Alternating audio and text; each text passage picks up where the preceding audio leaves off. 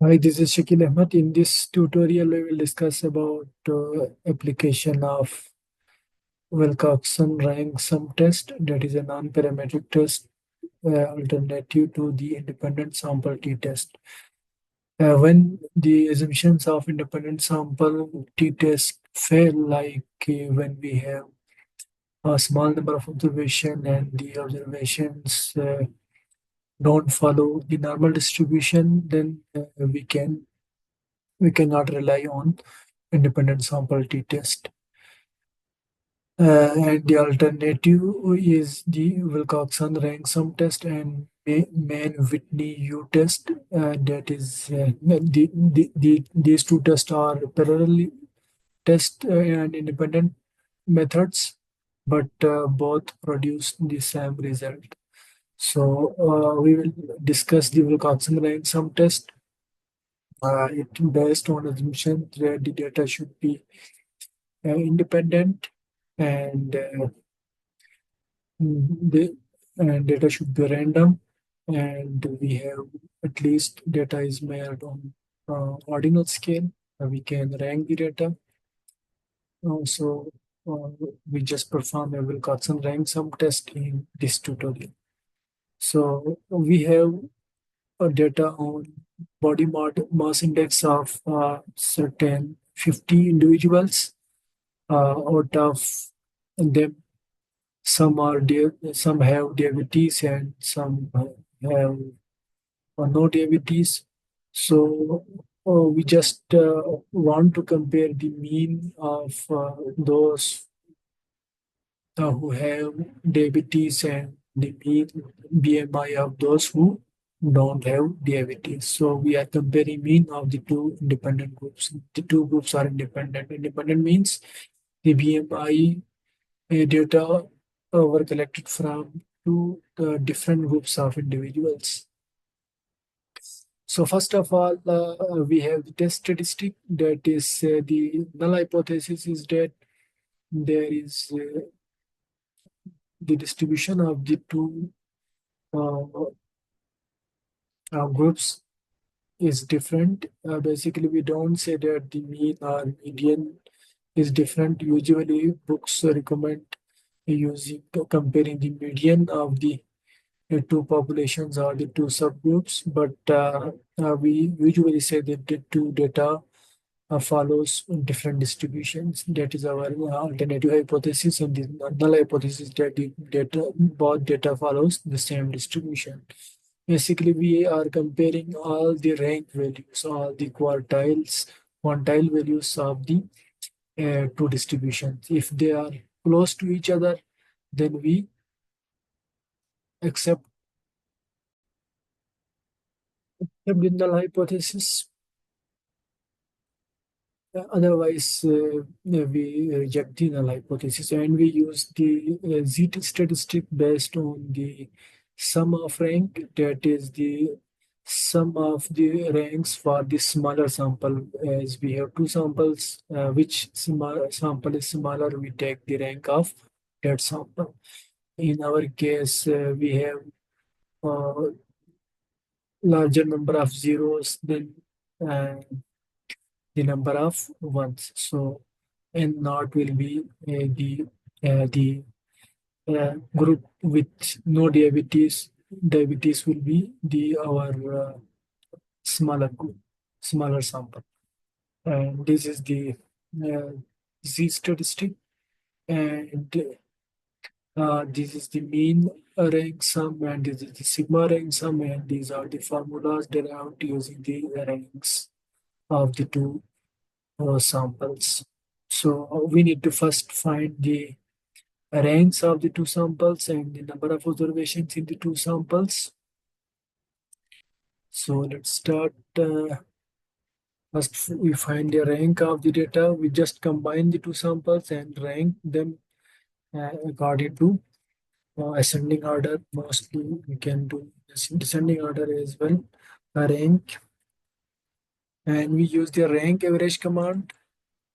Basically, it will give the average of the two ranks when we have repeated number of observation. For example, if one observation is repeated twice, then and the average of two ranks will be given to both of those observations.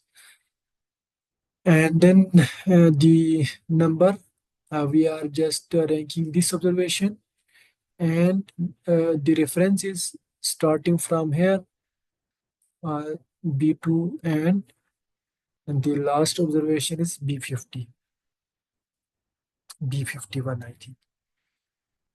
So just right here, and to fix the reference values, basically when we just drag to the and next box, it will change. So to fix this, you need to put the dollar signs between the in start and in between the B and 51.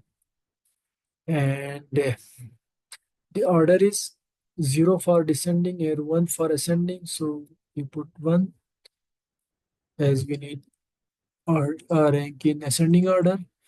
And these are the ranks. We can find the number of observations.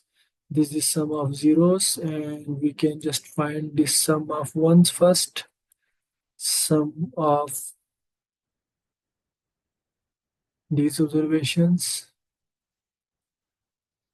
This will give the sum of ones, and that is 14. And sum of zeros will be 36, as we have total 50 observations.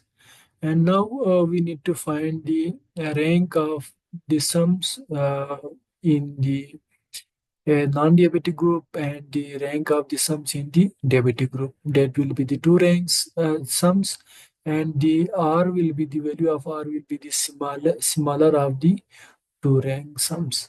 So we'll find the rank sum ifs. You can use sum if command.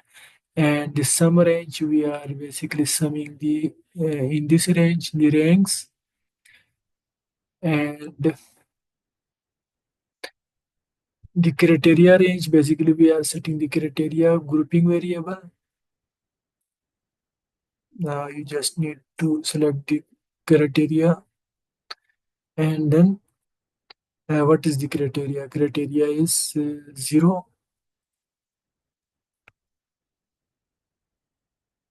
That is 902, the sum of ranks per non-diabetic group. And what about the rank of sum for diabetic group? Can just copy this and just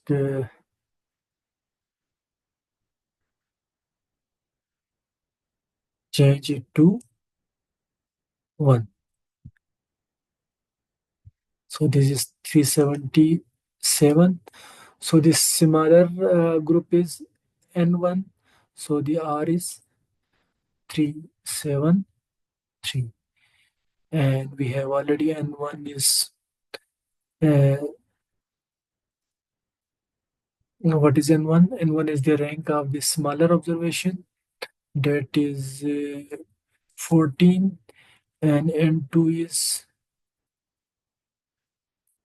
36. And what is mu R?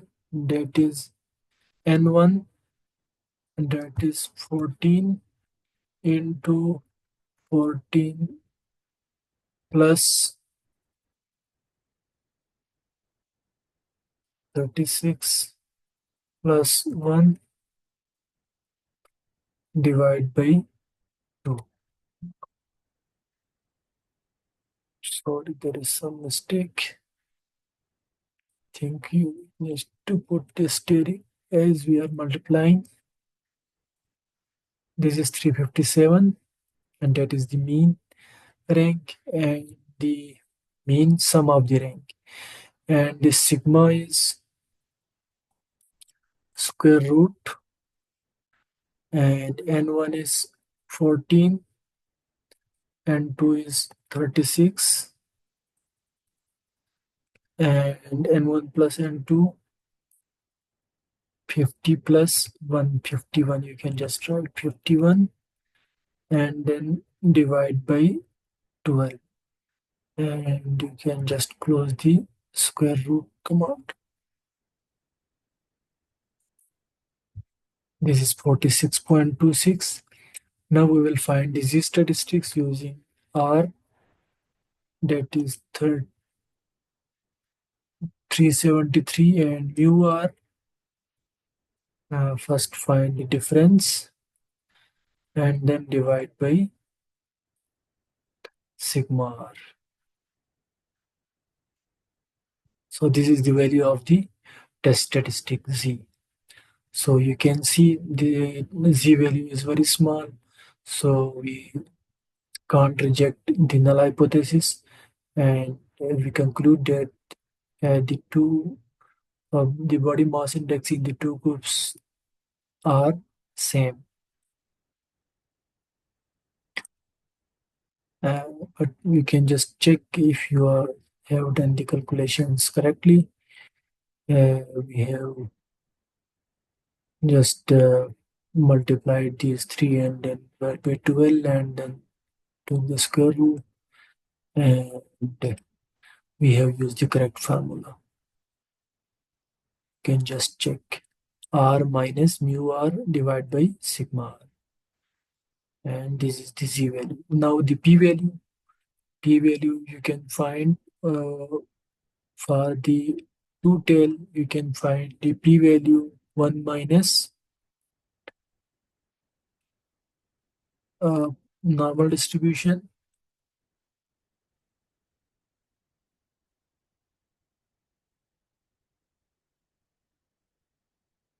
You can just use the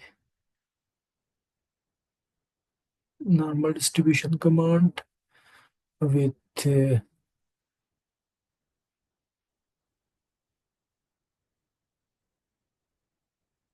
x is this value, and this is standard normal. So you can just